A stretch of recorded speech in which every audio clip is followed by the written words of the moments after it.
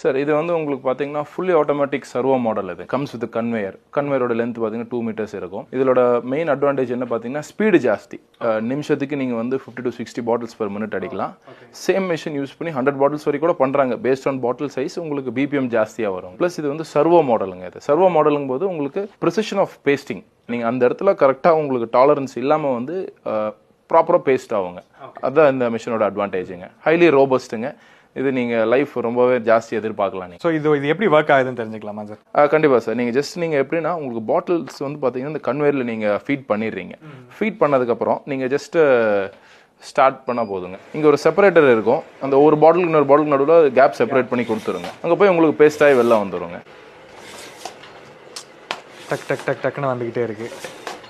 Machine slow ஸ்பீடில் வச்சிருக்கோம். Okay, இன்னும் ஸ்பீடாக வேணாலும் இன்னும் ஜாஸ்தி ஸ்பீடில் வைக்கலாம். ஸோ ஒரு வித்தின் ஃப்ராக்ஷன் ஆஃப் செகண்டில் வந்து பார்த்தீங்கன்னா ஒரு 5 பாட்டில் வந்து பண்ணிருச்சு.